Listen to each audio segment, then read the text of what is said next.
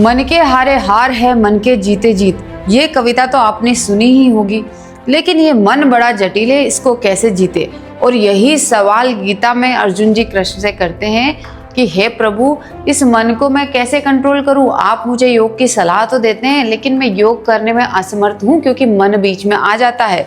तो श्री कृष्ण कहते हैं गीता के 6वें अध्याय में, तस्या निग्रहम मन्ये वायोरिव सुदस्क्रम। इसका अर्थ है कि हे अर्जुन, तुम सच कह रहे हो, ये मन ऐसी चीज है जिसको कंट्रोल करना वायु को कंट्रोल करने के समान है, हवा को कंट्रोल करने के समान है, जिसे मुट्ठी में बंद नहीं किया जा सकता।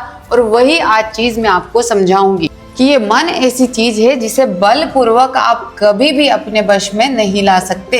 लेकिन पतंजलि योग सूत्र और गीता में इसके 2 तरीके बताए हैं। और कौन से हैं वो 2 तरीके? वो 2 तरीके हैं अभ्यास और वैराग्य।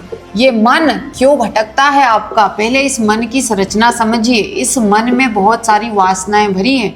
वासनाएं क्या चीज है? आपके जन्मों जन्मों के संस्कार, आपके अंदर जो इंप्रेशंस पड़े हुए, जो आपके व्यवहार को, आपकी सोच को दिशा देते हैं। और इन्हीं वासनाओं के कारण आपके मन में वृत्तियां उत्पन्न होती है। और यही पतंजलि योग सूत्र में कहा है कि अभ्यास वैराग्यम तन्निरोध। अभ्यास और वैराग्य के माध्यम से आप इन वृत्तियों को नियंत्रित कर सकते हो। लेकिन इनकी क्लैरिटी होना बहुत ज्यादा जरूरी है कि अभ्यास वास्तव में क्या है, कैसे किया जाए, और वैराग्य वास्तव में क्या है और कैसे किया जाए। इसी अभ्यास के बारे में गीता में श्री कृष्ण कहते हैं, यतो यतो निश्चरति मनः चंचलम स्थिरम। यानी कि ये चंचल और अस्थिर मन जहां जहां भटकता है, तथा स्थितो नियम मन्ये तदात्मन्यम वशम नयेत। यानी कि जब जब जहां जहां भी ये मन भटकता है, उसको वापस अपनी आत्मा की ओर ले आओ। और यही अभ्यास का मतलब है, बार बार दोहराना। जहां जहां मन आपका भटकता है, वापस उसको बार बार तुरंत उसी आत्मा के स्थान पर ले आओ। लेकिन कैसे इसको लाओगे? इसके लिए आपको देखना पड़ेगा। क्रोध आया, आकर्षण आया, इच्छा आई, उसको फॉलो नहीं करना है। उसको देखा और फिर तुरंत अपनी आत्मा की ओर लौट गए। आकर्षण आया, उसको देखा और तुरंत अपनी आत्मा की ओर लौट गए। इच्छा आई, देखी और तुरंत अपनी आत्मा की ओर लौट गए। और यही अभ्यास के बारे में पतंजलि योग सूत्र में महर्षि पतंजलि कहते हैं कि सतु दीर्घकाल निरंतर सत्कार सेवितो दृढ़ भूमि। यानी कि ये एक ऐसी चीज है, अभ्यास को आपको दीर्घ काल तक करना है। आज अगर आपने 100% भी पूरा कर लिया तो इसका रिजल्ट नहीं आएगा। जब तक इसको दीर्घ काल तक नहीं कर लेंगे, तब तक वैराग्य आपके अंदर उत्पन्न होगा ही नहीं।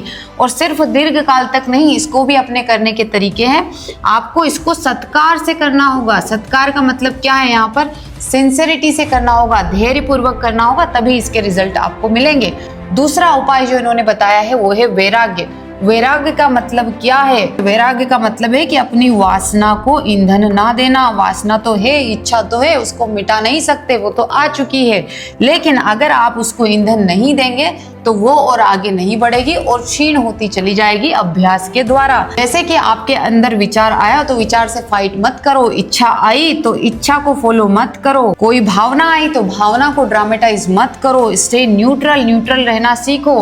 क्योंकि ये विचारों की, भावनाओं की, इच्छाओं की नदी तो आएगी आएगी। आप नदी को नहीं रोक सकते, लेकिन आप नदी में कूदने से तो बच सकते हो। ये तो आपकी अपनी इच्छा पर निर्भर करता है। और इसी को कहते हैं वैराग्य। यानी कि जो वासना है उसको ईंधन ना देना। किसके द्वारा? अभ्यास के द्वारा। बार बार रोकना। अपने क्रोध, आकर्षण, इच्छा और भय के पीछे न भागकर उन्हें पुनः अपने केंद्र की तरफ केंद्रित कर देना। और यही तो अभ्यास है। और यही अभ्यास आपको वैराग्य की तरफ ले जाता है। और जब आप अभ्यास वैराग्य करते हो तो आपकी चित्त की वृत्तियों का जो है निरोध हो जाता है। चित्त की वृत्तियां आप पे हावी नहीं होती। मन चंचल और अस्थिर मन आपका अपने आप शांत होने लगता है। तो आपको मन से नहीं लड़ना है, मन को नहीं रोकना है। आपको अपनी पहचान बदलनी है।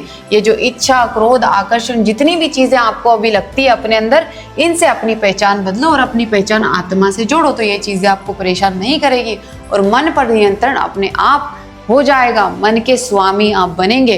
तो अभ्यास और वैराग्य का मार्ग पकड़ो। सिर्फ खाली आसन, खाली प्राणायाम आपको रिजल्ट नहीं देंगे। एक उचित दृष्टिकोण आपको अपनाना पड़ेगा।